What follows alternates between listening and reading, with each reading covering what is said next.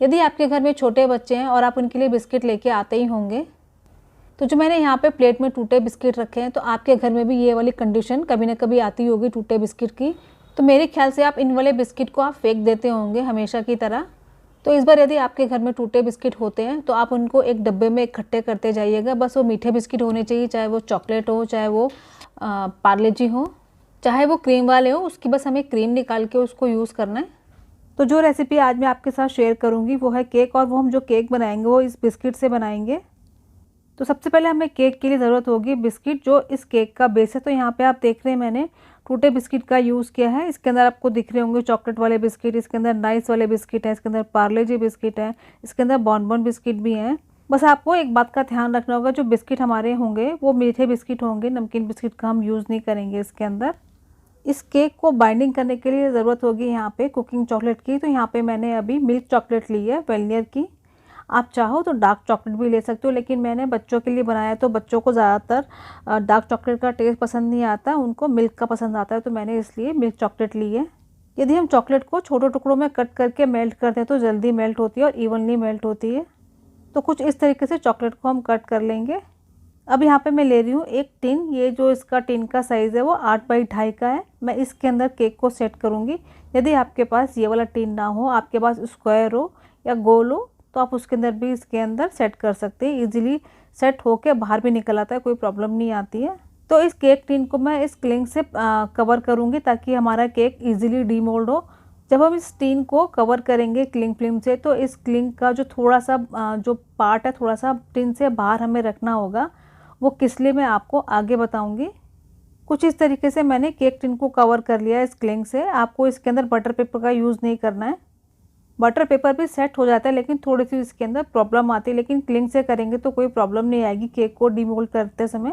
तो चलिए अब स्टार्ट करते हैं इस केक को बनाना। तो इसके लिए हमें चॉकलेट को पहले मेल्ट करना होगा। तो मैं यहाँ पे चॉकलेट को डबल बॉयलर मेथड से मेल्ट करूँगी। तो एक भगोने के अंदर मैं डाल रही हूँ पानी, इसको हम गर्म करने के लिए रखेंगे, और इसके ऊपर मैं रखूँगी एक कांच का बोल जिसके अंदर हम चॉकलेट को मेल्ट करेंगे।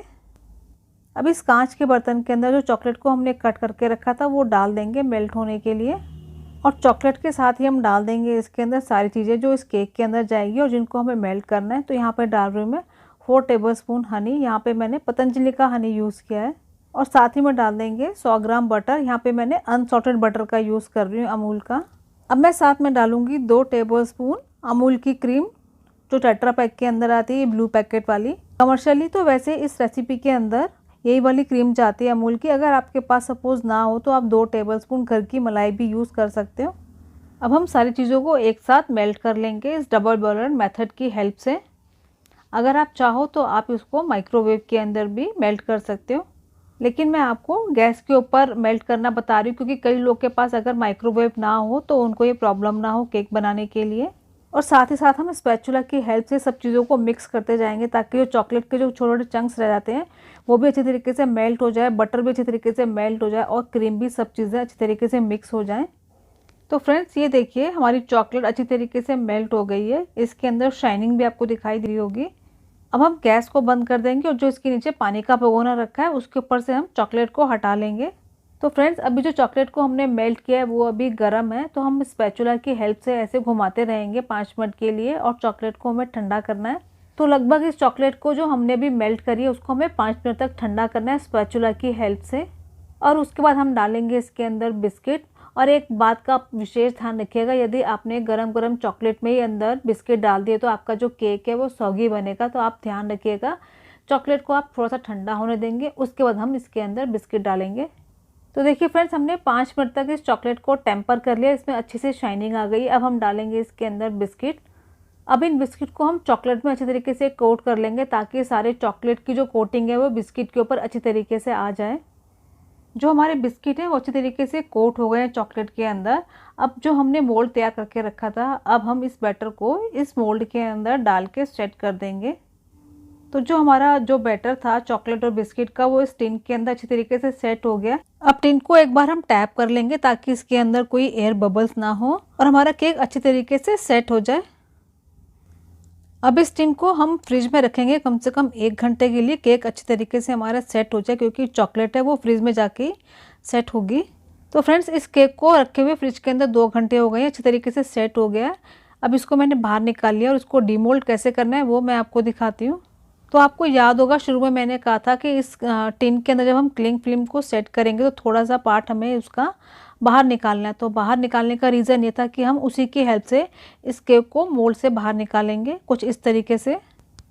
तो देखा आपने हमने किस तरीके से इस केक को मोल्ड से आसानी से बाहर निकाल लिया।